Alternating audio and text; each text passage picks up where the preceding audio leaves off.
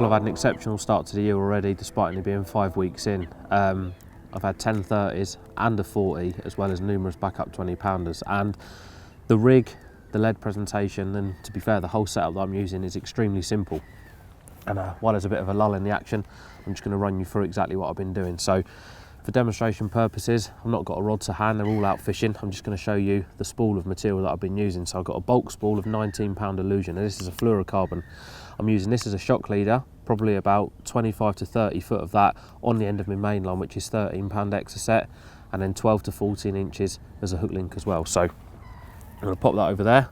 First things first, I've got a naked line tail rubber. So thread that on. Then a lead clip, thread that on, pretty self-explanatory really.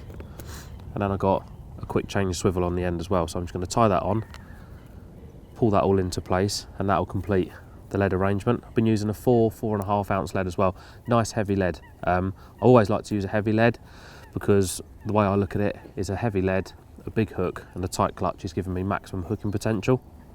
So I'll tie this on like so. Dampen it down, keep everything nice and damp. Trim the tag end off, and then pull the swivel up into the lead clip and secure in place with the T-pegs that's provided. Like so, push that in there, a bit fiddly, and then put your lead on. So in this case I've got a 4.25 ounce lead. Put that on, and because of the way that Brasenose is and the lakes that I've been fishing, and obviously with it being winter, there isn't a lot of weed around, so I've got no need at all to drop the lead. So I'm not ramming the tail rubber right on. If the fish does come into contact with any snags, it can still eject the lead, but on the bite the lead isn't ejecting, and every fish that I'm landing has still got the lead attached. So nice and simple. And as well, with this time of year, the pressure's up and down, the air pressure.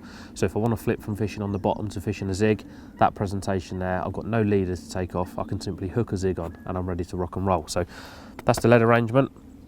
And then onto the rig, extremely simple. So I've already pre-cut 12 to 14 inches of the Illusion fluorocarbon, size 4 wide gate beak, nice big hook. I've never been one for scaling down hook sizes because the way that I fish the hook bait is the hook bait's critically balanced, so it's taking the weight out of the hook. And the last thing I want to be doing is hooking a big fish like I did yesterday and losing it at the net because I've got a piddly little hook on.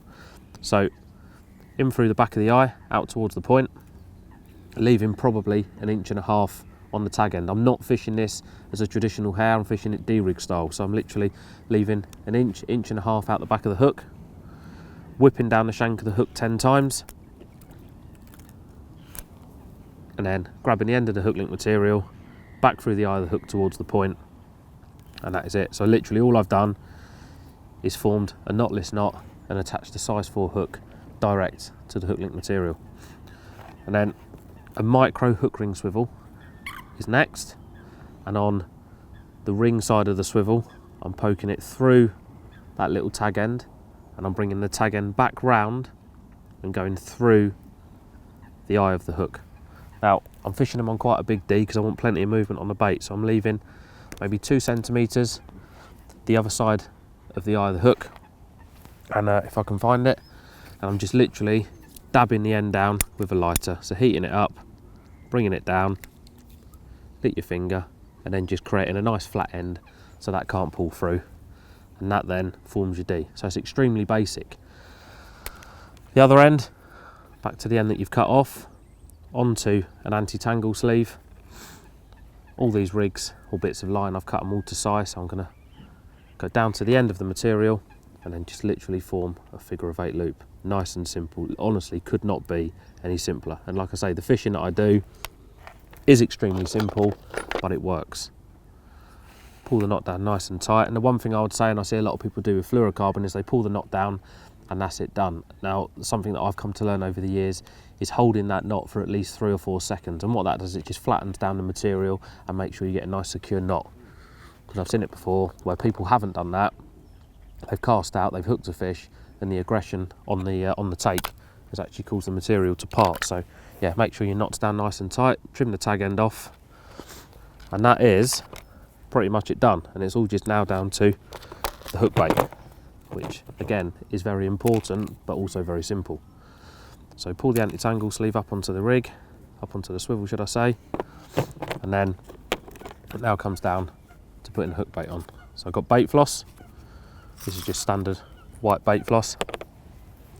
Grab, these are pop-ups, peach and peppers. Absolutely love orange pop-ups, they seem to work so well. And I've caught so well on them, so why not carry on using them. Then with your baiting needle, I'm piercing a hole all the way through the pop-up. So I'm then threading the bait floss through the swivel, bringing it up so it meets in the middle, so effectively you've doubled it over, holding the two pieces together into the little recess on the baiting needle and pulling both pieces through the pop-up. And then all I'm doing is just gripping that nice and tight, and the micro hook ring swivel fits snug into the hole that you've created with the needle. So that's that part done. So we've attached the pop-up. And this bit's a little bit more fiddly, a little bit messy, but this is a big edge. Then we're on to the topper. So I've been putting some maggots on top. You're not allowed to spot them out here. Carp absolutely love maggots in the winter, so why not utilise that? Put them on top of your hook bait and give it maximum attraction. Not many, I've not been putting loads on. Only been putting say 6 or 7. Just enough, just to add a bit of movement to the top of the rig. And then this is a bit tricky. Thread the bait floss through the eye of the needle, fold it back, and then pull the maggots down next to the hook bait. And literally all you're doing then is just do 3 overhand knots in the 2 pieces of material. And all that does is just secures the maggots into place and just means that they're not going to move anywhere. Pull the bait floss up nice and tight, trim the tag ends off, and that is literally it. A very, very bog standard rig that has worked so well for me this winter.